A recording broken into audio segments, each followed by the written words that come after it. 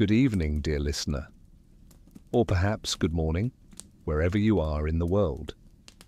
Tonight, we leave behind the noise of our modern lives and take a slow, quiet step back in time. We are not going to war. We are not meeting kings or knights. We are entering something much more peaceful and much more forgotten. A monastery. In the year 1243, somewhere in the green hills of medieval England. The sun has just dipped below the treetops. The sky is cooling into slate blue. The shadows grow long. A bell begins to toll, and you begin your journey into the quiet world of the monastic night. The wind touches the monastery before the sound does. It comes first, soft and low, slipping over the grass and brushing against the stone walls like a hand trailing over fabric.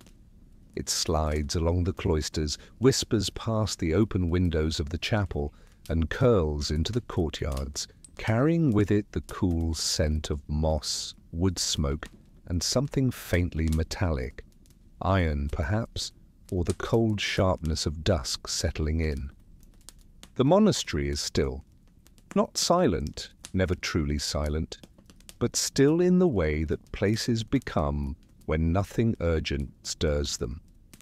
The low rumble of footsteps is absent, the tools have been put away, the birds have ceased their chatter and disappeared into the hedgerows as if even they recognize the time. There is only the soft creak of wood settling, the faint rustle of leaves that cling to stone, and the distant hush of breath. Then, from somewhere above and beyond, the bell begins. It does not start loudly. The first sound is a creak, wooden and slow, as the thick rope is pulled. Then a pause, long enough that one might think the noise was imagined. And then a single, low tone rolls out over the hills. Boom! It resonates. Not like a sharp bell of warning or alarm, but like something ancient, something that doesn't announce itself as much as it reminds you of its presence. Boom! Again, slower than expected, no urgency, no haste, just rhythm. Inside the monastery, men begin to move. They do not rush. They do not speak. They rise from where they have been. Some in the scriptorium bent over ink and parchment, others in the garden trimming herbs, some merely sitting, their thoughts fixed on scripture or memories of home. All of them hear the bell. All of them know what it means. Vespers, the evening prayer. The final communal act before the rule of silence settles over the monastery for the night. Footsteps begin to echo in the corridors. Not many, just a handful at first. Sandals tapping against flagstone floors. The occasional shuffle as a robe brushes against the wall. The monks appear in doorways, pause, adjust their cowls and move toward the chapel. The evening prayer. The final communal act before the rule of silence settles over the monastery for the night. Footsteps begin to echo in the corridors. Not many, just a handful at first. Sandals tapping against flagstone floors. The occasional shuffle as a robe brushes against the wall. The monks appear in doorways, pause, adjust their cowls and move toward the chapel. He leaves his seat in the library, where he had been reading from a collection of sermons. The book is left open, the leather cover gently closed without sound. He takes a candle from the sconce on the wall, shields it with his hand from the draught, and begins his walk to the chapel. Along the way, he passes the cloister, the open-air walkway that surrounds the central garden. The garden is a quiet place. Simple. Not decorative, but useful. Beds of sage and thyme, rosemary and mint. The air smells different here, sharper, greener. The stone underfoot is cold. The wind is stronger in the cloister. It pulls at the robes. The flame of the candle flickers, stretches, bends. Lucien shields it again with his hand, moving more slowly now. He pauses for a moment near the fountain at the center of the cloister. The water no longer flows, cut off for repairs earlier in the week, but a thin layer remains. Leaves have gathered in it. One of the younger monks will be assigned to clear it tomorrow morning. Lucien makes a mental note. The bell continues. Boom, boom. It is not a warning. It is a divider, a signal not of danger but of passage. The day has ended. The night has not yet begun. This is the in-between. He turns and walks the final distance to the chapel. The doors are already open. Heavy wood, iron-bound, carved long ago with simple shapes, grapes, wheat, the chiro. They do not swing easily, but tonight they wait, yawning slightly inward, as if breathing. Inside, the chapel is dim. Candles have been placed at regular intervals, on the stone ledges along the walls, beside the altar, near the choir stalls. Their light does not reach the ceiling, but it does not need to. Shadows gather in the high arches above, draped like old curtains. The monks enter one by one. Each bows slightly at the entrance, then makes his way to the wooden choir stalls that line the walls of the chapel. These stalls are worn, centuries old, carved with simple decorative motifs. Each with a slightly different creak, each with a place that feels right for the monk who always sits there. Brother Lucien takes his usual place. Third from the left on the south side. He sits slowly, placing the candle on the ledge beside him, and folds his hands. The others arrive. 23 in all tonight. 2 novices among them. One elderly monk in poor health does not attend. He remains in his cell, sleeping perhaps, or praying. Silence holds the room like a bowl, the sound of breathing, of rustling fabric, of wood groaning slightly beneath shifting weight. Then a voice.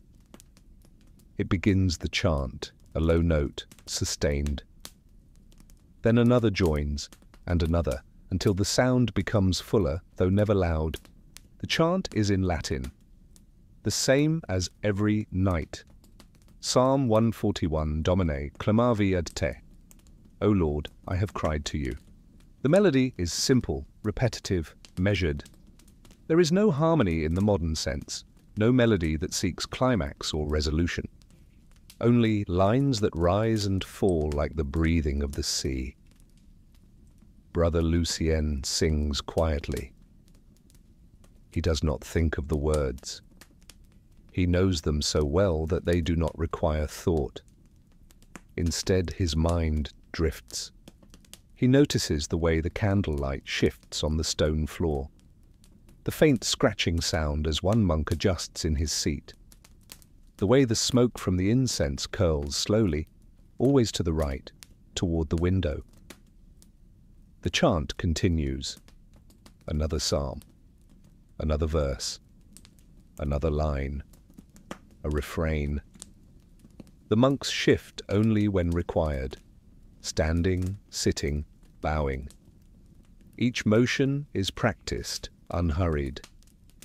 The robes move with them like waves. There is no sense of time, no counting of minutes, only the rhythm of words and breath. Outside, the wind has stopped. The sun is fully down now. The sky beyond the windows is a deep navy blue, almost black, save for 1 or 2 stars that have begun to pierce through. Inside, the flame of Brother Lucien's candle grows shorter. He watches it. Not consciously. Just notices. In that way, you notice a leaf floating downstream. Without urgency, the chant begins to fade, not abruptly, not all at once, but like fog thinning in the morning sun. The voices soften. The last lines are spoken more slowly. The final note lingers just a second longer than the others. And then, silence. The monks bow again. They do not speak. They rise. And they leave the chapel, one by one, just as they entered. The rule of silence has begun. The chapel empties slowly.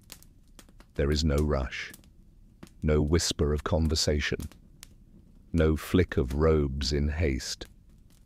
The monks depart as they arrived, measured, unhurried, and quiet. The rule has begun. It is not a suggestion. It is not a gentle reminder. It is a commandment. From this moment, after the final word of Vespers, until the first bell of Lauds the next morning, no monk shall speak, not even in whispers, not even in the quietest of questions, no laughter, no requests, no voices. This is the rule of silence. It is not punishment, it is not cruel, it is not even particularly strict by the standards of the monastery. In fact, it is often welcomed. In a world so full of speech, of noise, of debate, of prayer, even silence is rare. Here it is protected. Brother Lucien walks down the south cloister. The wind is softer now, gentler, almost warm. The candles lining the corridor are spaced every 20 paces. Some flicker. One has gone out entirely, the wax puddled on the stone shelf below it. A novice will trim the wick in the morning. The silence deepens as Lucien walks. It is not the absence of sound, it is the presence of stillness, of fullness. The sounds that remain are made sacred by their sparseness. The tap of his sandals against the floor, the brushing of wool sleeves against his sides, the low creak of the wooden beam above when he passes beneath it. Each sound is its own world, unchallenged by conversation. He passes another monk, Brother Adric. They meet eyes. Adric places one hand gently over his heart and inclines his head. Lucien returns the gesture. A quiet good evening, wordless but complete. They walk past each other without pause. The cloister opens onto the garden once more. In the moonlight, the herbs glow silver. The air smells of rosemary and damp earth. Somewhere near the edge of the stone wall, a bird stirs, a late roosting wren perhaps, then goes still again. Brother Lucien stops to breathe, not to meditate, not to pray, simply to stand and breathe. The silence stretches out before him like a road without end. Behind him, the abbey sleeps, not entirely. Lights still flicker behind a few shuttered windows. A monk in the infirmary moves with care. A lamp glows in the guest house, where no guests reside, but the place is resting. It breathes in slow rhythm with the night. Lucien walks again. He reaches the west wing, where the common room lies. It is unused now. The benches and stools have been neatly stacked against the wall. The hearth has been cleaned, the ashes swept into a pile. A few unburned logs remain in the grate, waiting for the next day's fire. On the wall hangs a faded tapestry, Mary holding the Christ child, their features nearly lost to time and soot. The thread has dulled, the cloth sags, yet no one removes it, no one replaces it. It is part of the monastery now. He pauses there again and looks at it. Not with judgment, not even with devotion. Simply noticing, observing what is there. Silence teaches the art of observation. Without words, the world is no longer shaped by explanation.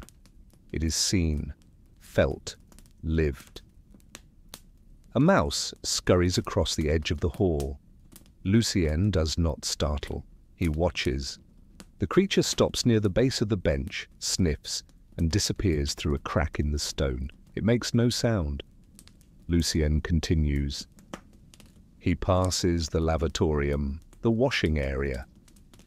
The stone basins are cold. The pitchers have been drained and set upside down to dry. A single rag is folded on the shelf. He does not enter. He walks on. Then a moment later, he stops again.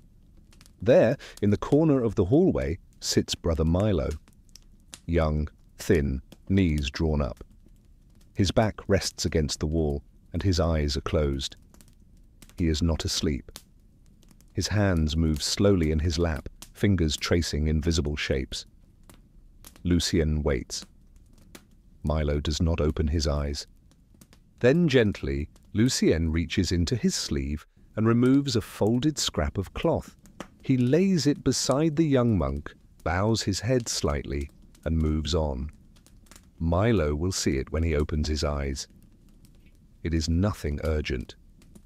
Just a small piece of linen for his injured finger, cut earlier that day while trimming candle wicks. He had not asked for help. The injury was minor. But Lucien had remembered. This too is the rule of silence, not just in the absence of words, but in the presence of kindness without explanation. Lucien returns to the east wing, where his cell awaits him.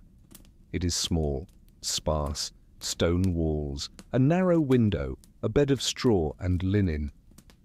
A small wooden cross above the door, a bench, a candle, a basin, nothing more. He enters and closes the door behind him. The latch clicks quietly into place. He lights the candle. The flame flickers, then steadies. He sits and listens. There is nothing to hear, and yet so much. The ticking of the candle as the wax begins to melt. The rustle of his own breath in the still air. The occasional settling groan of the beams above. He folds his hands in his lap and closes his eyes. He does not pray. Not yet. First, he simply listens.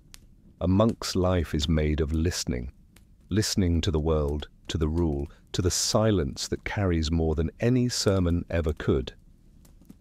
Outside, footsteps pass by his door, slow, even, deliberate. Another monk returning to his cell. The sound fades. Lucien opens his eyes. He looks around the room. Nothing has changed. He stands. He moves to the window. The stars are bright tonight, clear, unmoving. The night is cool. He opens the shutter slightly. The breeze enters, carrying with it the smell of grass, the far-off scent of smoke, the clean sharpness of open air. He breathes it in. Then he kneels beside the bed.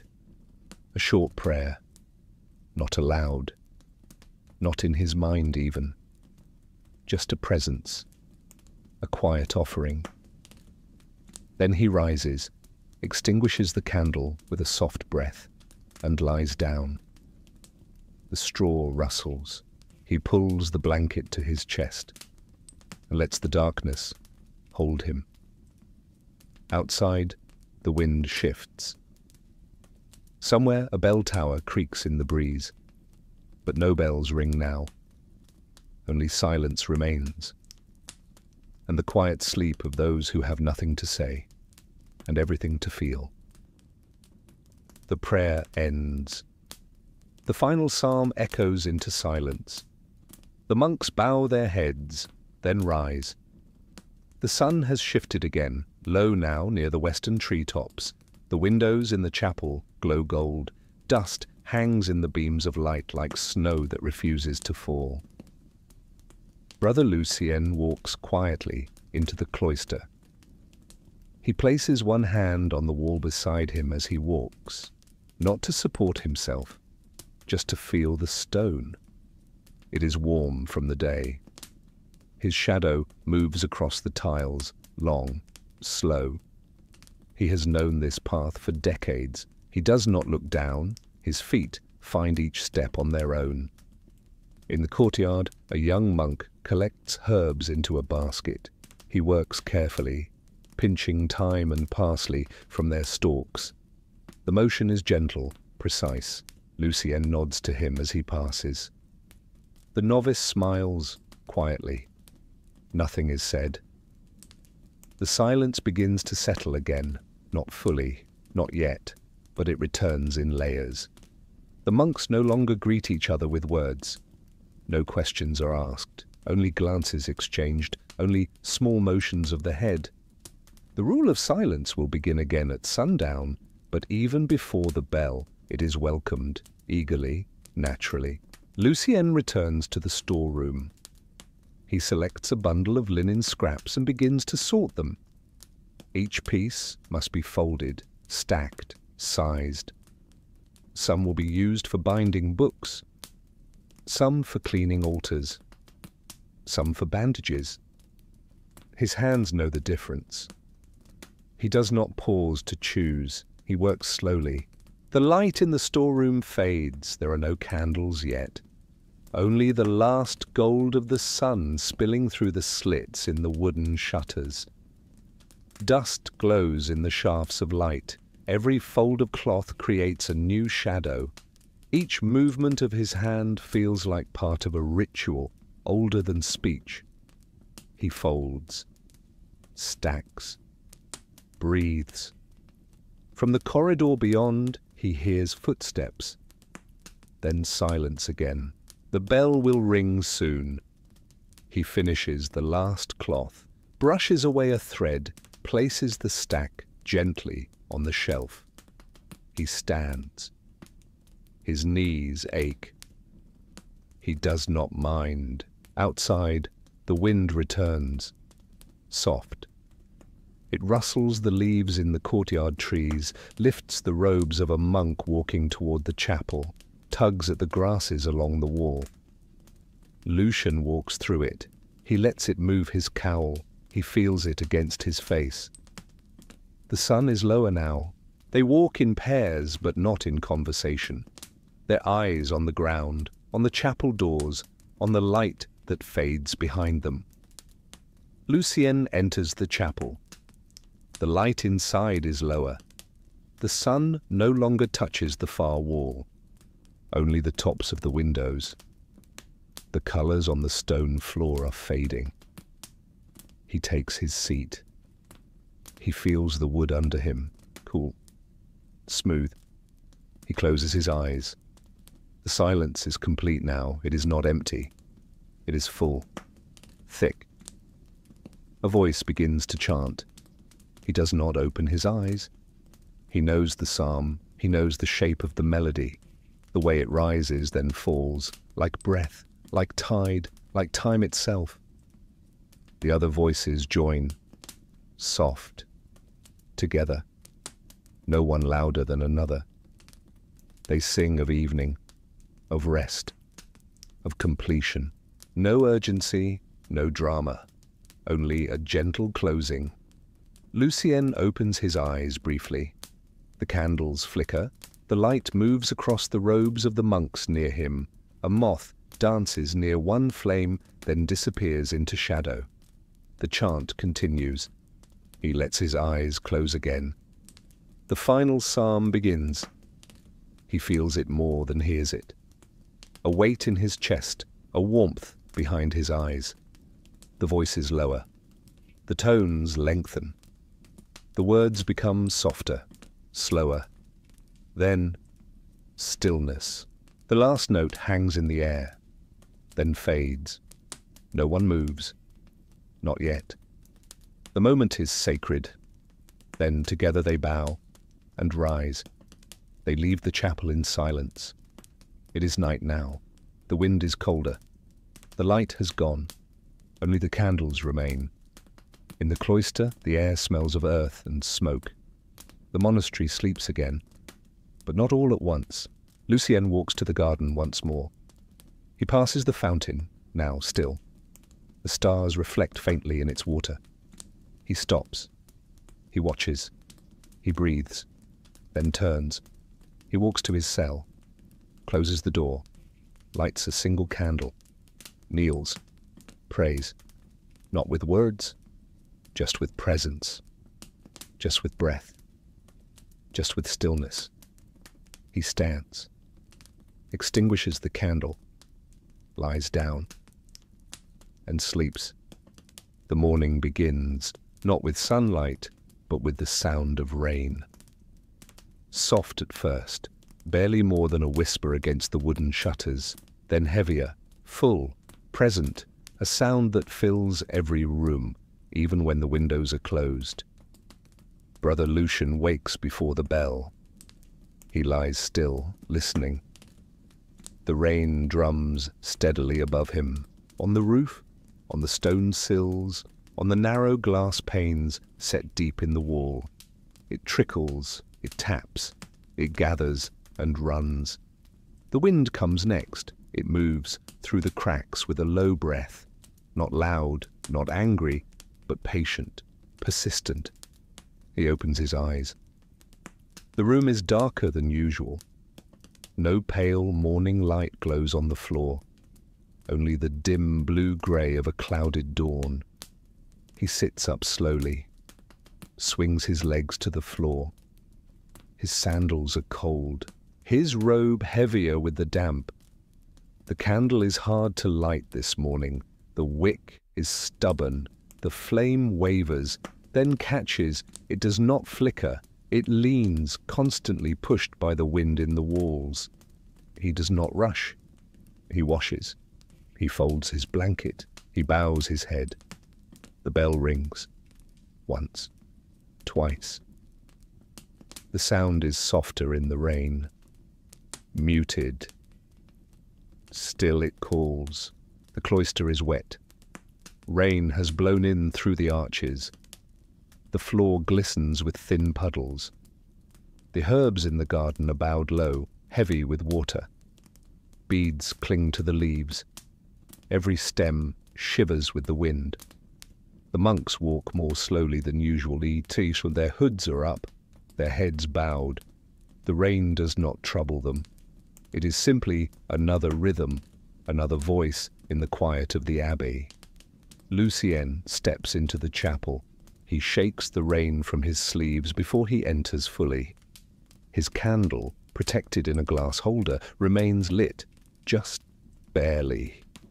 Inside, the air is warmer, still damp, but close. The stone smells of wet wool, of wax, of time. The other monks file in, their sandals leaving faint wet prints on the floor. No one speaks. They never do. The chant begins. It is slower today, not because they are tired, though they are, but because the sound of the rain shapes everything. The psalms echo differently in wet air. They hang longer, stretch farther. Each word seems to drift just a little before settling. Lucien closes his eyes. He lets the chant carry him. Outside, the storm grows heavier. Wind lashes the outer wall. Rain stings the stained glass. Somewhere above, a shutter claps against the stone. Then again. If anything, it deepens it. They are not separated from the world. They are in it, rooted, grounded. The psalms rise, fall, fade. After prayer, they eat. The refectory is lit with extra candles. The sky remains dark. The food is warm. Barley again, with roots and a little salt. Today there is warm bread, softer than usual, baked early to help fight the cold. Steam rises from every bowl. No scripture is read. The sound of chewing, the scrape of spoons, the clink of pottery, rain against the walls. Lucien eats slowly. The warmth spreads from his chest to his fingers. He chews until the taste fades, then swallows, each bite deliberate. He finishes, folds his cloth, waits. The monks rise, carry their dishes, wash, return. The day continues. He is assigned to the scriptorium, a good place to be on a rainy day. The walls are thick, the windows small, but still the sound of rain is everywhere, tapping against glass, running down the walls, rattling the shutters. The candle on his desk burns steady. He unwraps his quill, dips it, begins. Today he copies psalms. He knows them all, but he copies them anyway. Each letter must be correct, each space measured. The ink is thicker in the cold. He must blow gently on each line to dry it. He waits, then writes the next. Inclinavit aurem suam mihi. He inclined his ear to me. Lucien pauses. He listens to the rain. He continues, line by line, word by word. The scriptorium is warmer than the rest of the monastery. But even here, he can feel the chill in his fingers. He flexes them, rotates his wrist, then continues. He will write 5 pages before the bell calls again. The afternoon is quieter still. The wind has calmed, the rain steadies, no longer in waves, now in sheets. A wall of sound. It fills the garden, it pools in the low places, it drips from the beams in the cloister. Lucien tends the storeroom. He moves slowly, inventorying candles, stacking folded cloth, winding twine into bundles, each task slow, repetitive, familiar. The rain hums just beyond the wall. It is not unwelcome. It is company. It is prayer in its own way. When Vespers returns, the sky has not cleared. It will not clear today. Lucien walks to the chapel again. His robe is damp, his sleeves heavier, but his steps are steady. The light inside is soft, orange. The candles work harder in the dark. He takes his place. He sits. He breathes. The chanting begins. The rain continues. The psalm ends. The bell does not ring again. Lucien returns to his cell. He lights his candle, removes his sandals, kneels. The rain is still falling, soft now, like breath, like sleep.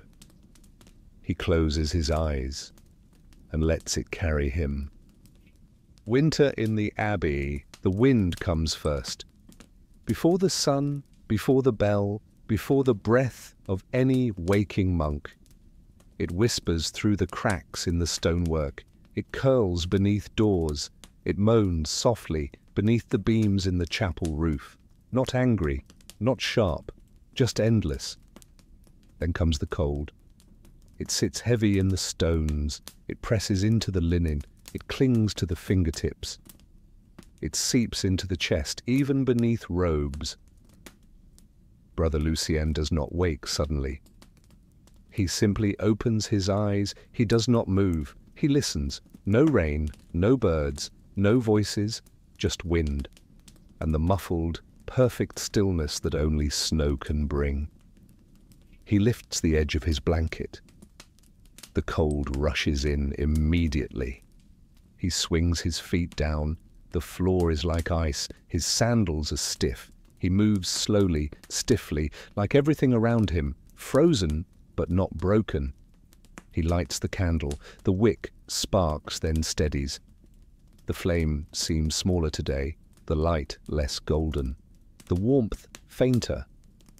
He wraps his robe tighter, washes with water colder than breath, and waits for the bell. When it comes, the bell sounds different, softer, muted, wrapped in snow. Boom, boom. The sound rolls across the abbey roofs but does not echo. It simply falls like everything else today. Lucien walks slowly through the dormitory. Other monks move like shadows beside him. No one speaks. Each footstep is a quiet shiver. The cloister is white. Snow has drifted into the covered walk, not deep, but settled. Footprints from the night before are softened, filled in. The herbs in the garden are gone, buried. The fountain is frozen solid. Lucien walks carefully. He keeps one hand on the stone wall. The wind tugs at his hood, his breath fogs before him. He steps into the chapel. It is dark. The windows are pale but colourless. The candles are already lit. Dozens of them. Their flames flicker wildly, buffeted by unseen drafts. He takes his place. His hands are stiff. He warms them against his robe. The chant begins. It is slower than usual, not out of tiredness, but reverence. Winter changes everything. The voices rise softly. They do not fight the cold. They join it, flow with it. The psalms speak of waiting, of stillness, of light returning. Lucien closes his eyes. He feels the cold on his cheeks, but it no longer bothers him. The sound of the chant is enough. Outside, the snow falls steadily. There is no wind now, only the silent descent of white upon white. Inside, the voices fall to a whisper. The service ends. The refectory is warm. The fire has been burning since before dawn. The monks eat hot gruel, thickened with crushed oats, a piece of bread, heavier today, dusted with flour. Water warmed with a few dried herbs. Steam rises from every bowl, from every cup, from every mouth. No one speaks, but the warmth is shared. Lucien eats slowly. He chews with care. The heat spreads into his chest. He watches the fire. The logs shift. The coals glow. A spark jumps into the air, then dies. He places his spoon in the bowl. He folds his cloth. He sits a moment longer, then rises. The snow is deeper now. He is assigned to sweep the walk near the chapel steps. The broom is heavy with frost. Each stroke clears only a little, but he does not mind. The act is the point. Swoosh, step, breathe, again. He watches his breath form clouds before him. He watches snowflakes settle on the stone he just cleared. He smiles at the task will never end, but that is not failure, it is devotion. Another monk appears beside him with salt. They do not speak, they do not need to. Together they make a path, not for themselves, for those who will walk after. The bell rings again. Time folds forward. The monks gather for terce. Mid-morning prayer. Still cold, still quiet, still beautiful. Lucien chants with the others. His voice is softer than usual, his throat dry from the cold air. But the psalm carries him. They sing of hope, of the sun that hides but is not gone, of the stillness that holds God's voice. The day unfolds, slow, deliberate, sacred. Snow continues to fall. The monastery becomes smaller in the white, more contained, more focused. Lucien copies text in the scriptorium. The ink takes longer to dry. He must breathe gently across each word. He writes carefully. His fingers ache. But he does not stop. The silence in the room is deeper today. Not even the scratching of pens. Only breath. And time. At midday, the meal is thicker. Stew made from root vegetables saved from the harvest. A small sliver of salted pork. A luxury. Lucien eats it slowly, one bite at a time. He lets the salt fill his mouth. He remembers other winters. He is grateful. The monks do not smile, but the silence feels warm. The afternoon is dim. The clouds have thickened. Light fades early in winter. Lucien walks through the cloister again. Snow piles in the corners, ice forms along the gutters. He passes the stable. The horses are quiet, their breath clouds the air. A novice brushes one with frozen fingers. Lucien nods. He carries a basket of kindling to the calefactory. Inside, the monks gather.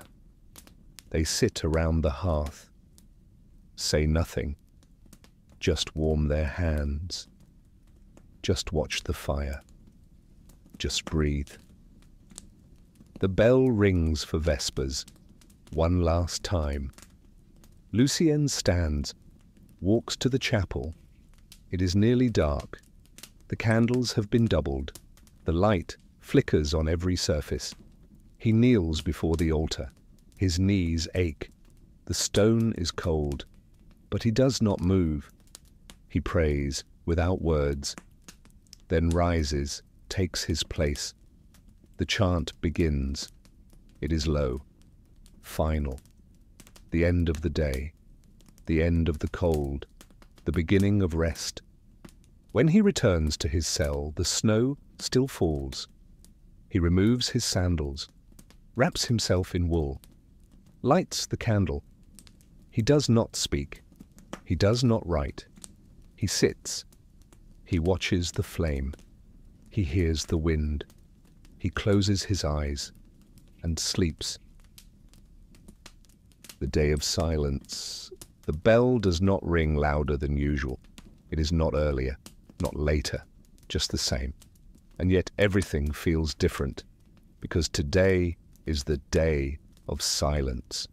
A full day, not just from Vespers until Lauds, not just the hours between prayers, but sunrise to sunset, waking to sleep, waking. Brother Lucien opens his eyes. There is no sound but his own breath, the rustle of his robe as he sits up, the creak of the pallet beneath him, the sigh of wind through the window crack. He lights the candle. The wick sputters once, then glows. He shields it with his hand. He watches the flame steady. He moves slowly this morning. There is no rush. There is no need. The silence has already begun. There is nothing to say, only things to do, softly, with purpose. He washes his face. The water is cold. It wakes him fully. It reminds him that he is here, now. He dries his hands on a cloth, folds it, places it neatly beside the basin. He bows his head. He does not pray with words. He simply breathes, still, present. The bell rings, once, then again. The chapel waits. Lucien walks the cloister in silence. The other monks walk beside him. None look up. None nod. There are no gestures today. Today is not a day for connection. It is a day for retreat. The air is crisp. The leaves have begun to fall in the courtyard, yellow, brown, a few red, clinging to the vines. They drift down slowly. They land without sound. He enters the chapel. The light is pale. The windows glow softly. No candles are needed yet. He takes his seat, folds his hands. The bell stops. The chant begins. No one leads today. No single voice, just a shared rhythm. The psalms, low, unhurried, unbroken. Lucien knows the lines by heart. He sings them without thinking. He feels them, like walking a path he's walked 1,000 times, each stone familiar beneath his feet. The silence beneath the chant is deeper today, because it is chosen, because it is held, because no one will speak again until tomorrow. The chant ends. There is no signal, no nod, no word. They rise, they leave. The refectory is quiet. The kitchen has laid out the morning meal, each bowl filled, each place set. No one serves, no one waits. Lucien walks to his place. He sits. He eats. Porridge, a crust of bread, a piece of dried apple. He chews slowly. No one reads. No one gestures. The only sounds are spoons. The quiet thud of wooden cups placed down. The shifting of robes. The warmth of the food spreads in his chest. He closes his eyes between bites. When he finishes, he folds his cloth, places it on the table, stands, carries his bowl to the basin, rinses it, places it with the others, leaves. Still not a word spoken. He returns to the cloister, walks once around the garden. The fountain still flows gently. A leaf floats in its basin, spins, settles. The air smells of stone and mint and something older. He sits on the bench under the small arch, lets the sun reach his hands, closes his eyes again. He listens to the water, to the birds, to his breath, and to nothing. The work bell rings. He stands, walks to the scriptorium. Today he will bind, not copy, not write, but sew. Pages prepared by others, gathered in stacks, tied together with thread. The thread is coarse, the needle strong. He pierces the edge of the parchment, pulls the thread, secures it. Again, again, again. The rhythm of his work is soothing, a meditation. There is no sound but the thread, the tightening of knots, the creak of the chair as he shifts. He binds slowly, precisely. He finishes one, begins another. At midday they gather again. Sext. More psalms. Still silence. The chant is slower now. Some are tired, some are cold, some are thinking of bread and soup. But still they sing. Lucien sings, low, steady. The psalms end. They eat. Soup with barley, a small piece of cheese. Steam rises in the cold air. Lucien sips slowly. The heat fills him. The silence deepens. He listens to the sound of another monk's spoon tapping gently against the bowl. He watches a candle flicker on the far wall. The flame leans, straightens, leans again. He finishes the soup, wipes the bowl, stands, leaves. Still not a word spoken. The afternoon is still.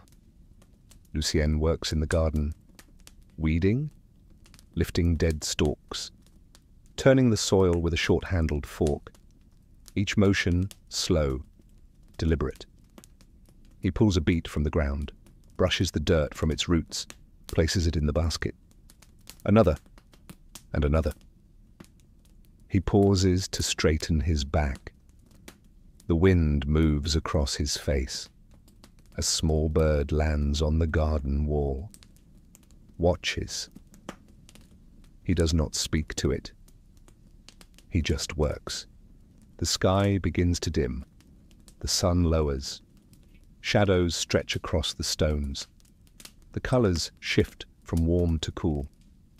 Lucien cleans the dirt from his hands, washes at the basin near the garden wall, dries his fingers on a worn cloth. The bell rings. Vespers. He walks again. The cloister is colder now. His sandals click softly on the wet stone. His robe lifts slightly in the wind. He enters the chapel. Candles burn again. Golden light on cold walls. He takes his place. The chanting begins. He sings, he breathes, he bows. No words spoken, none needed. Night falls. The monks return to their cells. Lucien walks slowly. The hallway glows orange, then grey, then dark. He lights his candle, watches it flicker, listens to the silence. He kneels. He does not pray aloud. He does not ask for anything. He simply remains present, quiet, still. Then rises, extinguishes the candle, lies down, pulls the blanket to his chest, listens to the wind outside, and sleeps. Outside, the sun has risen. Its light spills into the cloister from above the stone walls. Not strong, not hot, but golden. The air smells like earth and bread and old stone. There is peace in it. Lucien walks through the garden. He does not tend it today. No one works the soil on a feast day. It is left to rest, just as the monks are. He walks the perimeter of the herbs. He passes rosemary, lavender, fennel. He stops at the sage. Its leaves shimmer slightly in the sun. He runs his fingers gently across one stalk. He smells the silver oil left behind on his skin. Then he turns and continues. The scriptorium is quiet, as always. But today it is not for copying. Today the doors are open. The candles are lit not for necessity, but reverence. A few monks sit, not writing, but reading. Old works, faded pages, bound in cracked leather. Lucien selects a volume of Augustine. He carries it to the narrow bench. He opens it gently. The pages feel dry, thin, worn at the edges, but alive. He does not read quickly, only one line at a time. He does not move to the next until the first has rested in his thoughts. Outside, a bell rings. Not a call to prayer, a celebration. One bell, then another. Spaced, evenly. Not fast, not loud. Just enough to remind the world of joy. Lucien closes the book, returns it, bows his head. He walks to the upper cloister. Few go there today. It overlooks the east field. The sun reflects in the still puddles left from last week's rain. Crows hop between the rows of tilled earth. Far beyond the trees, smoke curls from a small cottage chimney.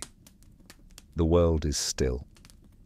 He stands for a long while, hands folded, breathing in the quiet. The next bell is louder, terse. He turns, descends the steps. The chapel waits again. He enters, takes his place. The psalms are bright. The chant rises more easily. The tone is higher, not hurried, but hopeful. Lucien sings with his whole chest. The sun filters through colored glass. It touches the floor near the altar. It illuminates the carved wooden crucifix, gold leaf, catching just enough light to glint once. Then again, the monks bow and rise and leave. In the refectory, the noon meal is already being prepared. Lucien walks the south corridor. He steps into the warming room. A small fire burns in the center hearth. A circle of monks sit, not talking, not even looking at one another, just sharing the heat. Hands outstretched, eyes closed. Lucien joins them. He lowers himself slowly, folds his legs, places his palms close to the flame. He does not think. He does not plan. He breathes. Outside, children from the nearby village are walking to the gate. They will leave small gifts at the door. A jar of honey, a ring of apples, a carving of wood. The monks will accept these without words. Later, they will write prayers of thanks. The bell calls again. The feast meal is ready. Lucien walks with the others. The hallway smells of stewed onions, of baking bread, of rosemary. Inside, The refectory has been transformed. A long table at the center holds not just food, but flowers from the garden, arranged in a simple pot. Daisies, nettle, a single red bloom no one expected. Each monk finds his place. Lucien sits near the window. The light spills across his bowl. Today's meal is rich by their standards. Vegetable stew, thick and full. Fresh bread, still warm. A small egg again. And a slice of soft cheese, a cup of watered wine. He eats slowly. Each bite a gift. He chews the bread until it dissolves. He breaks the egg carefully. He drinks the wine in 3 sips. No one reads during this meal. It is eaten in full silence, not out of rule, but reverence, a shared stillness, a shared joy. He finishes. He places both hands on the table. He closes his eyes. Then he stands, carries his dish, washes it, returns. Outside, the sky has shifted again. The golden light has thickened into something softer, not dim, but gentler. The shadows stretch. Lucien walks the cloister. There is music now, played in the courtyard. A lyre. Simple notes. Slow. Wavering. A novice has been granted permission. He sits on a low stone step, the instrument cradled in his lap. His fingers pluck gently. Each note falls like a droplet, clear, complete, then gone. Lucien sits across from him. He does not speak. He does not gesture. He simply listens. The notes repeat, then shift, then rise, then fade. The music fades and the novice lowers his hands. The lyre rests quietly in his lap. He bows his head. Lucien stands. The air has cooled again. The sun nears the horizon. A faint orange glow curls around the top of the chapel's stone bell tower. He walks once more through the cloister. The flagstones are warm beneath his feet. The scent of flowers lingers near the archway. A bee floats lazily past his ear, then disappears into the lavender hedge. Everything feels slower now, not heavy, just quieter, as though the whole world has begun to breathe more deeply. He visits the library, not to read, just to sit. The air inside is still. The shelves stand like walls of memory. Parchment, ink, leather. He runs his fingers gently along a worn binding, feels the texture, the work. He finds a bench. He lowers himself carefully. He watches the dust drift in the angled sunlight. The specks catch fire in the light, then vanish into shadow. He closes his eyes. He does not sleep. He listens to nothing, to everything. The bell tolls once again. Vespers, the last gathering of the day. Lucien walks through the south corridor. Others join him, 2 by 2, quietly. The air grows cooler with each step. The stone beneath their feet feels older now. He enters the chapel. It glows. Not from the sun, which is nearly gone, but from the dozens of candles placed in every corner, each flame steady, each flame mirrored in glass and gold. The tapestry of St. Athelstan above the altar shimmers softly. Lucien bows, takes his place, sits. A moment of stillness, a breath. Then the chant begins. The voices are deeper now, more grounded, each note drawn out just a little longer, each word stretched gently toward the edge of silence. They sing of light in darkness, of thankfulness, of peace. Lucien does not move. He lets the sound rest in his chest. He lets it fill the space inside him where language might live. The candles flicker, one by one, some lower, some stronger. The psalm ends, then another, then silence. They bow and rise and leave. The hallway is lit with oil lamps. Their glow is soft, golden, brief. Lucien returns to his cell. He lights his candle for the final time. The wax has pooled, the wick leans. He watches it flicker. He removes his sandals, folds his robe, sits on the edge of the bed. His legs ache, his shoulders are tired. But his heart is quiet. He kneels. He bows. No words, just breath. He remains there a while, unmoving, still. Then he stands, blows out the candle. The room is dark. He lies down, pulls the blanket across his chest, closes his eyes. Outside, the wind moves gently through the grass. The fountain in the courtyard trickles. A branch scratches the window in rhythm. He listens to the quiet that is left behind after a day of stillness, a day of joy, a day of quiet celebration, a feast, not in noise, but in presence. He exhales and sleeps.